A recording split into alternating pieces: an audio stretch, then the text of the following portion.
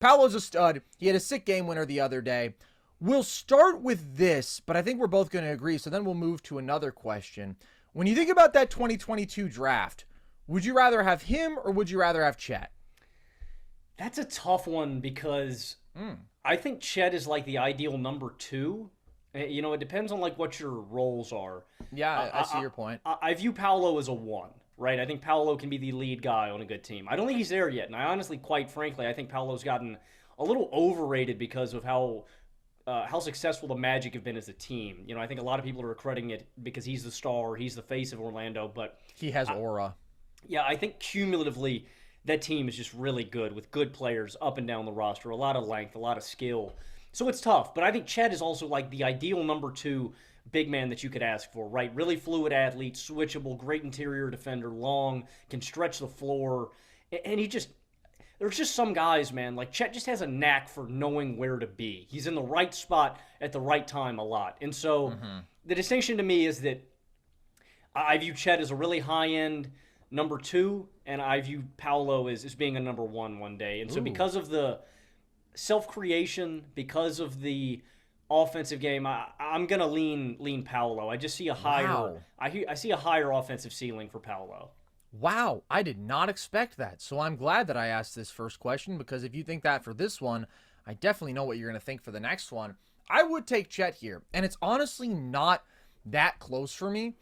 I just think that Chet is basically built to be the perfect modern NBA big man. Wemby is like Chet on steroids, right? There's some differences, but the polish that we already see from him as a rookie when you're talking about being an elite shooter, elite floor spacer, such a tight handle for a 7-footer, like almost unfathomable. The playmaking is so impressive. He's a massive target, super effective finisher around the rim.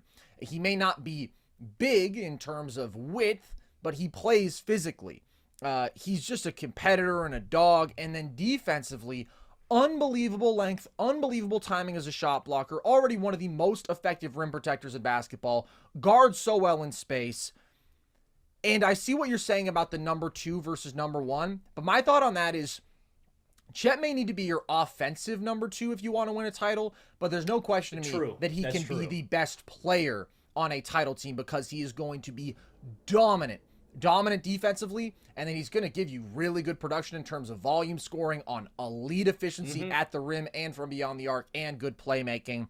Paulo, I think, is going to be special, but that skill set from Chet is just so conducive to winning basketball. It's what everybody's looking for, whereas Paulo, still has to refine some stuff, right? And he's still a bit too reliant on the tough pull-up jumpers for me, and he's just not that good of a pull-up shooter yet. He's never going to approach Chet's defensive impact. So I see what you mean about Paulo is a number 1. He's going to be an offensive number 1. But if you can tell me I can have a really, really good, but maybe like a tier 2 offensive number 1, right? A top 10 in the league sort of guy, not far off from a Jason Tatum tier of player. Or I can have the generational defensive guy with really impressive offensive skill, not unlike it would look slightly different, but sort of a peak Anthony Davis kind of value. I would take the latter. I understand your argument. I get that. I just think that Paulo is gonna figure it out and become the complete package offensively. I think the pull-up jumpers are gonna fall. He's got just thick, man. That's a big boy. Like when when he's coming downhill, he's a tank. Yeah, like in the net sort of imposition on the game, I just think is gonna hold up in a playoff environment. And again, he's not there yet. Paulo, I think, is probably another year or 2 away from really, really maximizing his value and being a super efficient basketball player. Again, it's going to be weaponizing his athletic traits more. The jump shot has got to start falling, but he's got all the skill. And I think he's going to break through in a year or 2 where he's that number 1. But Chet's not far behind. Like if we're talking about the top 10 guys to build around under 25, they might be right next to each other for me. You know what I mean? Number 1 is definitely still Wemby. I think Anthony Edwards I would probably take over Paulo and Chet. I think SGA is in that top tier for me too. Luka, of course. If Luka's still under 25, that's Luka's crazy, man. Yeah, isn't Luka about to turn 24, dude? That's ridiculous. Yeah, Luka's way up there. Sorry, Luka's about to turn 25. Okay. Right now, Luka's definitely there, but I mean, I think Paolo and Chet are probably neck and neck, right next to each other. But I just don't think we've seen Paolo really maximize. I don't think we've seen Chet maximized either. Of But I course know what not. you mean. His Chet's game is way more conducive to winning basketball right now, and he's always going to have that value no matter Absolutely. what because of his floor spacing and because of his interior defense and how he can just transform a team defensively. So I understand your argument, and I don't really think you can go wrong with either of these choices, but I'm going to lean on Paolo's side. I see that. I'm just so confident in Chet being so great at these things that are so valuable. Whereas I think Paulo is already really good and is going to be great. But again, I can see the floor being a little bit lower. I don't think that his value is as secure, and the ceiling, I guess you can argue, is as high. But he's not LeBron. You know, everybody settle down with the Dude, LeBron that one comparisons. clip, dude, we have to talk about that. That one clip is so funny to me because he takes, and it's smooth. It's cool. He does like It's two behind. smooth. He takes like two behind the back dribbles, but it's like if you look at that clip and say that, it just says to me that you really have no concept of how real basketball works because he takes 6 or 7 dribbles into a turnaround jumper, and it's like that's not a. The point of basketball is to generate a really high shot quality, and that's what's ultimately going to translate to winning basketball. And it's like it's a cool shot. It's a tough one, like in a rock fight or in a game-winning scenario. You're going to need a shot like that sometimes, but it's like not. I did not. That's not LeBron, man. It's not. Yeah, that's just not the bread and butter of LeBron's game. Like LeBron in his mid to late 30s has gotten into his tough shot making turnaround bag. When LeBron was 21 years old, he just got to Yeah, the rim. and when over I saw that over clip, again. I was like, "Oh, Paolo's going to take 3 dribbles and barrel through Yeah. a guy's chest to the rim," and Yeah. it was just not that clip. Yeah. Although I will say, young LeBron was also an erratic jump shooter, you know, and he did rely on it a little bit, little bit too much. I mean, they're a little different to me. Paolo's a little bit bigger and honestly stronger from the jump than LeBron was, but LeBron always had a little bit more of that special quickness. But whatever. Okay, the question that I wanted to ask you was actually about Chet's teammate, also in that draft class, who has also established himself as just an absolute stud. And I imagine I know your answer, but would you rather have Paolo or Jalen Williams?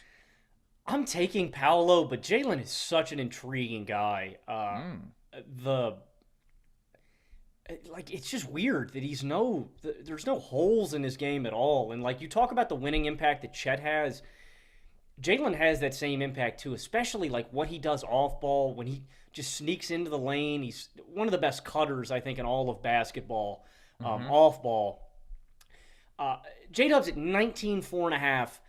19 4 and 5 on 63% true shooting. I mean, that's drastic. Paolo's great, right? 23 7 and 5 on 54% true shooting. So J-Dub's 9% higher in terms of true shooting. He's just way more efficient. A lot of that is due to, I mean, J-Dub's just a better tough shot maker right now. J-Dub has elite touch. Wherever he is putting the ball up from wherever on the court, there's a chance it's going in. There's been multiple clips this year that I've seen where J-Dub is crossing half court as the buzzer is going off, and he just takes like a 1-2 euro into a deep shot and bangs it from like 30, 35 feet. It doesn't make sense. And so J-Dub is a more efficient winning basketball player right now, and that's what makes this a conversation. It's very similar to the Chet debate. It's like the distinction to me between him and Jalen, and I want to give Jalen a lot of props because I think there's a couple things that make him a special player. It is the touch. He's also a sneaky good athlete, right? He may not have like the physical like profile, but he's a really good athlete in terms of catching lobs. He's got great change in pace in terms of switching gears. There's this one move, Carson, where if a defender gives him, if the defender drops their left foot, I love it. And they give him like a side profile where their right foot is there and he's driving right. It's one of the best behind the backs in all of basketball, where he switches right into that gear and it either opens up an easy layup on the left side or a pull-up jump shot from the left elbow. He's got one of the best behind the backs in the game, and it's due to his great body control and balance. Jalen is so good at staying in control, right? There's guys that just lose it, and he's strong, too. He's got a strong base. Like, Williams is a really good basketball player, but the distinction to me is the physical imposition and athletic traits that Paolo has. And I just think that's going to directly translate. I think Jalen's the better shooter. I think Jalen's the better cohesive basketball player, and where I think you could plug Jalen Williams into virtually any basketball situation, Yeah. and he is going to win you basketball games. But again, at the end of the day, to me, it is the physical imposition, the athletic traits, and the fact that I just really do think Paulo is going to be one of the handful of best players on planet Earth one day. In that top 10 conversation. Do you think that Jalen Williams has top 20, top 10 sort of player on the planet potential? Top 20, 100%. I think he's an all NBA guy at some point, and I think he's a consistent all-star.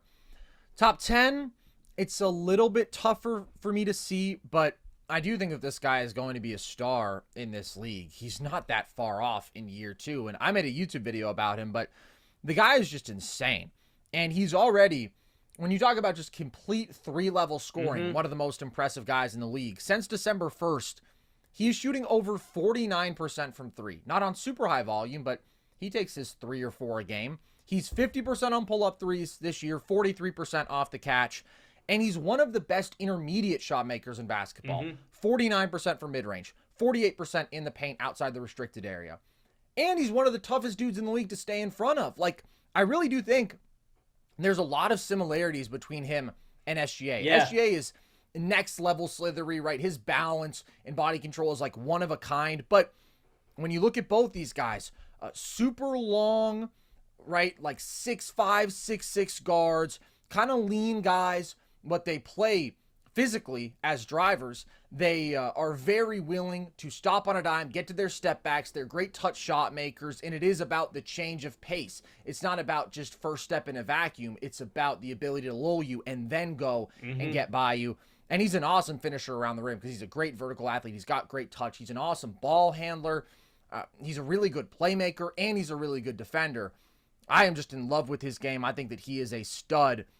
But Paulo does have more upside. This, to me, is where the scales can tip because Chet is, to me, a generational kind of defender. And when you pair that with offensive star skill set, hyper efficiency, that's when I can start to take you over a guy with the sort of profile that Paulo has. When you're talking about really good defender, but a guard defender, who I think can be an offensive star, but not an offensive superstar.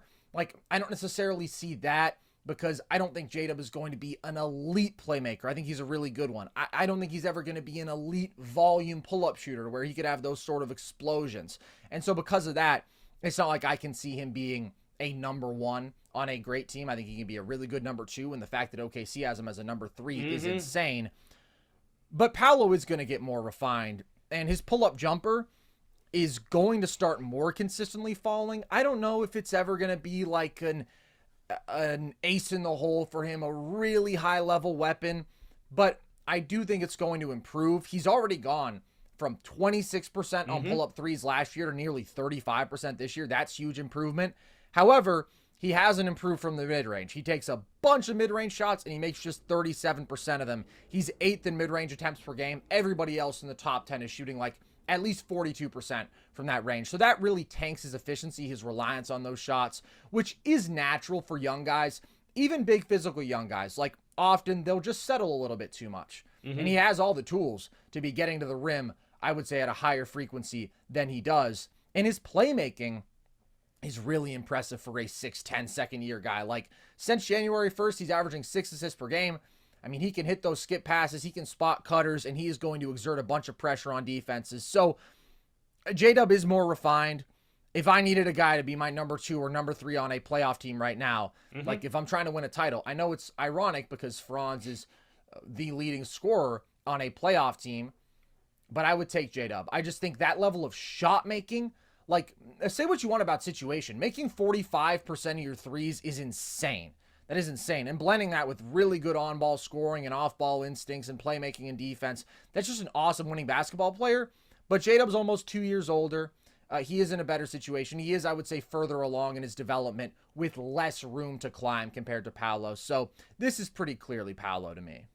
There's a ton of polish with his game, and the Thunder are loaded, frankly. I mean, how many just good basketball players they have? SGA, J-Dub, Chet, Kason Wallace off the bench, and they all play really well together. Bro didn't even mention Isaiah Joe. I'm sick. Shout out Isaiah Joe, man. That Bro dude didn't has even mention Sun Devil legend Lou Dort, who now has a strap on him this year. somehow, man. Yeah. Yeah, the Thunder are a ton of fun, and J-Dub Special, I think he's gotten. I don't know, man. It seems like people kind of have like not like a hate for him, but like a disdain, or like they don't want to give J-Dub props, or they don't want to act like he's. I mean, he's just a winner. He's just a winning basketball player. Like I said, man, I think he's one of those guys that you just drop in any situation, and he's going to make the right play. And the final thing that I'll just say about him is, it's a little thing, but I mean, J-Dub runs the floor as good as any NBA player in the league, Awesome man. transition player. He gets out. He just seems like he's always down there. And it leads to so many easy lob opportunities, so many easy dunks in transition. He runs the floor as well as anybody else in the league, man. He's really good. It's crazy to me though. Like, you think he can reach that top 20 level in OKC? Like, do you think that OKC potentially has 3 top 20 guys? I do. I expect them to have 3 top 20 guys. That's why I think they're going to win some titles. Like, it's insane. It's the best homegrown pool without a doubt. So that's what they had over a decade ago, in my opinion. It's ridiculous. And they complement each other so well. And that's the thing. J-Dub can play with anybody. J-Dub can play with anybody because of that combo of on-ball and off-ball skill set, and because he's always going to be able to defend at the point of attack. It's just a beautiful, beautiful basketball situation that they have going on. And now they've won 5 straight. They're 40-17, dude. And wow. They're so young. It's stupid. It's stupid what they're doing.